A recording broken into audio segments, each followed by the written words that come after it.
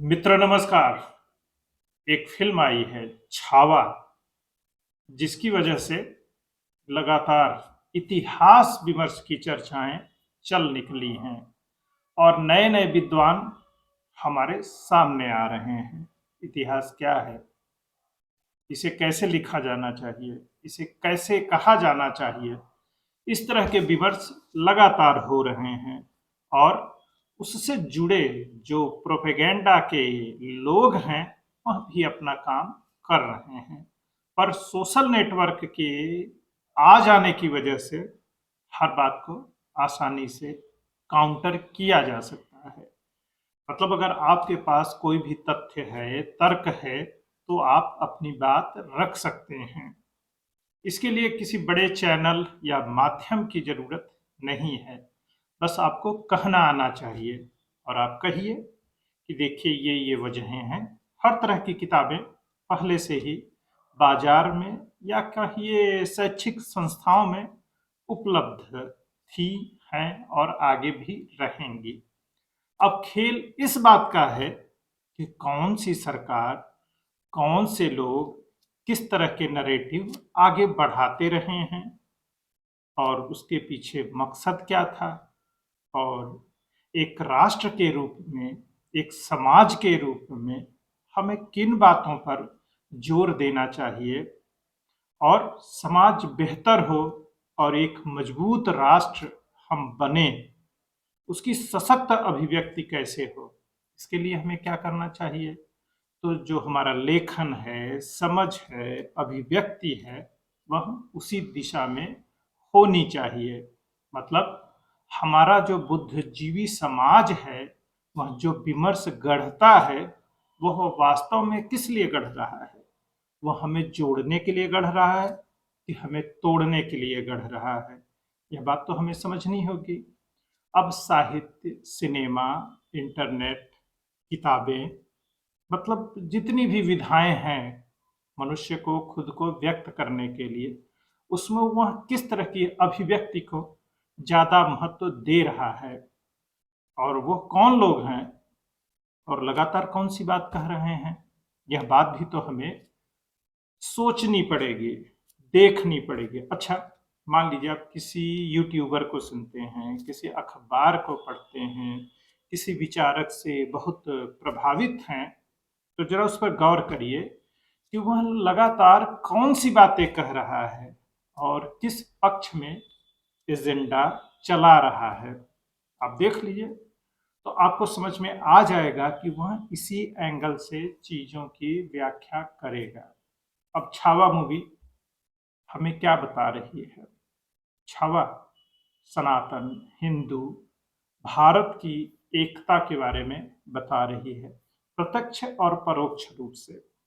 जब राष्ट्र होगा तो उसमें धर्म भी होगा और उससे जुड़ी समस्याएं होंगी, सुविधाएं होंगी, आदर्श होंगे या यूं कहिए नायक खलनायक भी उसके होंगे। मतलब जहाँ धर्म होता है, मतलब ये जो मजहब, रिलीजन, एक खास आइडेंटिटी के लिए जो बातें होती हैं, जिसे हम और आप पहचाने जाते हैं, उसकी जो विधाएं हैं, उससे जुड़े संस्कार हैं, उसका बोध तो होगा ही और उससे जुड़ी समस्याएं भी होंगी और वो हर समाज में होती हैं। एब्सोल्यूट समाज कोई नहीं होता, उसे निरंतर बनाने की कोशिश होती है और उसमें निरंतर सुधार किए जाते हैं। वही बहते हुए पानी की तरह, ठहरा हुआ पानी अपने आप सड़न का कारण बन जाता है, क्योंकि अगर उसमें प्रवाह होगा तो चीज़ें आगे बढ़ती रहेंगी और उसकी दिशा तो समुंदर ही होगा। पर जब उसे रोक दिया जाता है या रुक जाता है तो उसमें तमाम तरह की समस्याएं आने लग जाती हैं। अब छावा फिल्म क्या है? छत्रपति संभाजी महाराज और कवि कलश की बलिदान की कहानी है कि कैसे औरंगजेब अत्याचार कर रहा है और हमारे जो सपूत हैं, भारत माँ के लाल हैं, उनके साथ क्या क्या हुआ। और यह कहानी सिर्फ मराठों की नहीं है, हमारे सिख गुरुओं के साथ भी ऐसा हुआ और सिख गुरु भी उनको कहना एक दायरे में समेटना होगा। हमारे जो गुरु थे उनके साथ भी ऐसा हुआ। अगर किसी राजनीतिक उद्देश्य और सिर्फ शासन और सत्ता के लिए इस तरह की चीज हो रही होती तो क्या उसमें सिर्फ एक जैसा पैटर्न होता? और फिर जब हम इतिहास लेखन और परंपराओं की बात करते हैं और तमाम न्यूज़ चैनल और लोग किस तरह की विचारधारा के लोगों को वहाँ पर लाकर किस तरह की बातों को साबित करना चाहते हैं, उनका इतिहास भूगोल जरा देख लीजिए तो आपको बहुत सारी बातों के जवाब मिल जाएंगे। अब मैं किसी एक इतिहासकार का नाम आपको बताने नहीं जा रहा हूँ, न तो उनके तथ्यों तर्कों को मैं कोट भी करूंगा, वो आप खुद डिसाइड करिए। जैसे हमारे इतिहास लेखन में Arya invasion theory, Dravid Aryan theory, Brahmin Dalit theory, सोचिए ये क्यों लाए गए हैं? क्या भारत की सभ्यता संस्कृति में इस तरह की कोई संभावना जगह रखती है? लेकिन धीरे धीरे जो इस्टेब्लिशमेंट था, मतलब ईसाई इतिहासकार, कम्युनिस्ट इतिहासकार, इस्लामिक इतिहासकार, उसके बाद सेक्युलर वर्ल्ड, इसने जो हमारी सामाजिक सांस्कृतिक धरोहर को किस तरह से नष्ट भ्रष्ट किया, इसे समझने की जरूरत है। और वह इसे निष्पक्ष और उदार बताने की कोशिश भी करते रहे। और धीरे धीरे हमारी पढ़ाई लिखाई में वह बातों को कैसे धीरे धीरे धीरे धीरे शामिल किए कि हमें लगने लगा कि यही सही है, इसके आगे तो कुछ है ही नहीं। अब मराठा इतिहास जो है वो ज़्यादा पुराना नहीं है। सोचिए जो अंग्रेज सत्ता ले रहे हैं भारत की, वह वास्तव में मुगलों से नहीं ले रहे हैं, वह मराठों से ले रहे हैं। लेकिन हम तो मुगल मुगल अंतिम मुगल बादशाह ऐसी कहानियां पढ़ते आ रहे हैं। वो कहानियां हमें क्यों बताई सुनाई जाती रही हैं? हमें बुरा क्यों बताया जाता रहा है? हमारी सभ्यता, संस्कृति, धार्मिक मान्यताओं को लेकर हमारे अंदर हीन भावना कैसे भरी जाती रही है? इस बात को भी तो हमें समझना चाहिए।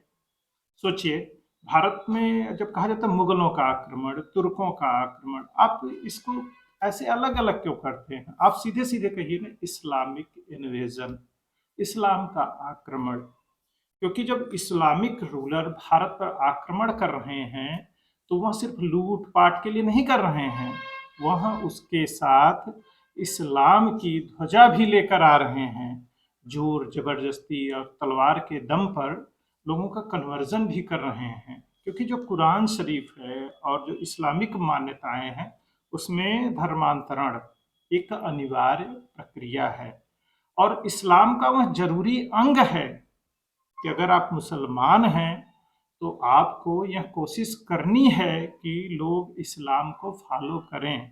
यह आपकी व्यक्तिगत सोच है, आपकी जीवन के व्यक्तिगत लक्ष्य है कि आप लोग दूसरे लोगों को इस्लाम में कन्वर्ट करिए। यह सब आपका काम है और आपके मुसलमान होने की पहचान से भी जुड़ा है कि आपने कितने लोगों को इस्लाम ग्रहण करवाया। अब क्रिश्चियनिटी को ही लीजिए, क्रिश्चियनिटी में भी धर्मांतरण एक अनिवार्य प्रक्रिया है। जो मिशनरीज मूवमेंट हैं या फिर आप जो व्हाइट मैन बर्डन की कहानी धारणा सुन रहे हैं, उसमें क्या है? यही है ना, मिशनरीज क्यों भेजे जाते थे? लोगों को धर्मांतरित करने के लिए कि ज्यादा से ज्यादा लोगों को ईसाई बनाया जाए। तो जब आप लिखते हैं कि अंग्रेजों का आक्रमण, अंग्रेजों का आगमन, भाई ये अंग्रेजों का आगमन नहीं था, उसमें डच भी थे, पुर्तगीज भी थे, फ्रांसीसी भी थे और इंग्लिश भी थे। तो ऐसे में अगर कहिए ईसाइयों का आगमन तो इतिहास का बोध ज्यादा आसान हो जाएगा। उसी तरह इस्लाम का आगमन कहिए, अब कैसे वो धर्मांतरित करते थे, कितने लोगों का धर्मांतरण हुआ, ये कहानी भी तो बतानी पड़ेगी। पर होता क्या है, सेलेक्टिव तरीके से हमें चीजें बताई जाती हैं। अब जैसे इतिहास में सारी घटनाएं अपने आप हुई हैं, सही भी हैं, पर उसमें से कौन सी घटना बतानी है और कौन सी नहीं बतानी है, ये सबसे बड़ा खेल है। सेलेक्टिव ट्रुथ मतलब झूठ नहीं बोलना है लेकिन आपको पूरा सच नहीं बताना है। फला शासक है, उसकी जो बुराइयां हैं, जो कमियां हैं, वो आपको नहीं बतानी है। उसने पता चला 10 साल 15 साल शासन किया। उस अवधि के दौरान जो उसने ये वाले काम किए इसको बताना है, पर जो वो बुरे काम किए दूसरे धर्म और धर्मस्थलों के खिलाफ जो उसने काम किया वो वाला नहीं बताना है। तो उसको कैसे महान बताना है, उसको कैसे बुरा बताना है, और फिर वही खेल शुरू हो जाता है। बुरे को बुरा कहना इतना आसान नहीं होता है। जैसे एक सभ्यता और संस्कृति के तौर पर धार्मिक मान्यताओं के आधार पर हमारे समाज में तमाम कमियां होंगी, कोई संदेह नहीं। हम उससे लड़ेंगे, उसे दूर करेंगे। पर अगर ये कोई कहे कि हमसे बेटर वो हैं, तो ये स्वीकार्य नहीं है, क्योंकि उसमें भी उससे ज़्यादा कमियां हैं। आप उसको नहीं बता रहे हो, उसको बचा रहे हो, उसको ग्लोरीफाई कर रहे हो, ये बात गलत है। अगर आपको बुरा कहना है तो एक समान बुरा कहिए और उसकी हिम्मत रखिए और तथ्य तर्कों के साथ कहिए। फिर जो काउंटर आएगा उसकी भी बात सुनी जा सकती है। भाई, जो कम्युनिस्ट हिस्टोरियन हैं वो क्या बता रहे हैं, हमारे धर्म ग्रंथों मान्यताओं को कबाड़ बता रहे हैं कि किसी काम का नहीं है, ये शोषणकारी है, दमनकारी है। दूसरी तरफ जो इस्लामिक और क्रिश्चियन बिलीफ वाली चीजें हैं उसको वो उतने अच्छे ढंग से नहीं बोल रहे हैं कि ये भी उतना ही बुरा है, इसको भी मत मानो। तब वहां उनकी जुबान सिल जाती है, रुक जाती है। भाई, उसको भी बुरा बताओ ना। अगर कोई मुस्लिम शासक ऐसा कर रहा है तो इसके पीछे क्या रीजन है बताइए आप। हिंदू शासकों का भी बताइए। भाई, हम प्राचीन काल से जब भी हिंदू राजा भी थे तो आपस में लड़ रहे थे, तो सच्चाई है। भाई, अगर दक्षिण भारत को देखें तो वहां भी चोल चेर पांड्य इनमें भी लड़ाइयां होती थी। फिर राष्ट्रकूट, सातवाहन, जितने भी शासन थे। आप गुप्त मौर्य इतिहास पढ़ रहे हैं तो क्या पढ़ रहे हैं, जो भारत के अंदर आपसी युद्ध है इसी को तो पढ़ते हैं हम ना। कि भारत में उनकी सीमाएं, जो भारतीय उपमहाद्वीप है उनकी सीमाएं कहाँ तक थी, कितनी बार कोई शासक अखंड भारत का निर्माण कर पाया। हम लोग यही पढ़ते हैं ना कि कुछ और पढ़ते हैं। तो युद्ध तो हो ही रहे थे, लड़ाइयां भी आपस में ही लड़ रहे थे। जो भारतीय उपमहाद्वीप के शासक हैं वो आपस में लड़ रहे थे, उनकी अपनी मान्यताएं थी और वहां भी तोड़ फोड़ हो रहे थे। ऐसा नहीं है कि वहां आगजनी नहीं होगा तो वहां की लड़ाई में लोग नहीं मारे जाते थे, वहां भी वही चीजें हो रही थी। इस बात से कोई इंकार नहीं है। और जो संघर्ष होते हैं वह भी हुए ही हैं।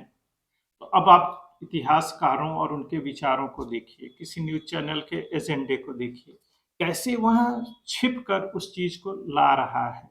बस यही समझने की जरूरत है। उनके लगातार फॉलो कर लीजिए, 2 4 10 वीडियो देख लीजिए कि किस एजेंडे पर ये महाशय चल रहे हैं।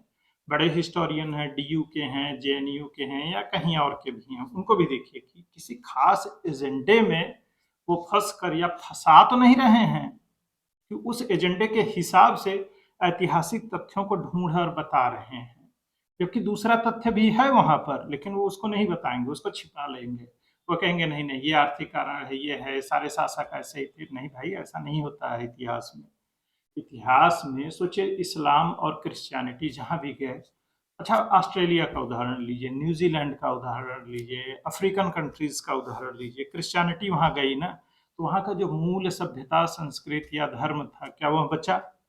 ईसाइयों ने एकदम से वहां खत्म कर दिया ना उन चीजों को। आप मैक्सिको का उदाहरण लीजिए, अर्जेंटीना का उदाहरण लीजिए, वहां उन्होंने खत्म कर दिया ना ईसाइयों ने। भाई, जो पुराने वहाँ के धर्म थे, मान्यताएं, तो वहाँ कुछ भी नहीं बची। मतलब आप ये कपड़ा, भाषा और अपनी जो संस्कृति रखिए, लेकिन आपको शर्त यह है कि ईसाई बन के ही आपको ये फॉलो करना पड़ेगा। उसी तरह इस्लामिक देशों का उदाहरण लीजिए। इस्लाम जहां से निकला, अपने चारों तरफ उसने क्या किया? इस्लाम के अलावा वहाँ कोई नहीं रहने पाया। शिया सुन्नी और उनके जो सेक्ट हैं अपनी जगह हैं, लेकिन उन्होंने वहाँ की सारी सभ्यता, संस्कृति और पहचान खत्म कर दिया। वहाँ की पहचान सिर्फ इस्लामिक पहचान के साथ ही आप चल सकते हैं। सोचिए, भारत के साथ मुगलों ने ये किया, इस्लाम ने ये किया, ये दिया। नहीं भाई, भारत का क्या किया? भारत से अफगानिस्तान अलग हो गया, पाकिस्तान अलग हो गया, बांग्लादेश अलग है। आप इसको कैसे देखते हैं? अगर एक राष्ट्र के रूप में हम जो ये धर्मांतरित लोग हैं, बताइए आपको क्या लगता है कि मतलब ये ऐसे ही हो गया, बिना इस्लाम के आए ये हो गया? क्योंकि बड़े प्यार से उन्होंने कहा आओ भाई तुम इस्लाम ग्रहण कर लो, उन्होंने ग्रहण कर लिया। ऐसा तो नहीं है ना। तो वहां पर तो जोर जबरदस्ती, तलवार, लालच, सारी चीजें शामिल थी। अब सोचिए, एक बड़ी आबादी हमारी दूसरे धर्म में धर्मांतरित हो गई, और फिर हमारा जो सीमा विवाद है, पाकिस्तान, अफगानिस्तान, इस तरह की है। तो जब राष्ट्र के रूप में हम बनते हैं या फिर उसको कैसे मजबूत किया जाए, तो उसके पीछे धर्म और जात की भी धारणाएँ आती हैं। तो अगर संस्कृति और सभ्यता के तौर पर एकता के सूत्र में हम नहीं बंधेंगे, तो राष्ट्र के रूप में हम कभी भी मजबूत नहीं रह सकते हैं। दुनिया के सारे देशों का उदाहरण आप देख लीजिए कि वहाँ किस तरह से समस्याएँ आ रही हैं।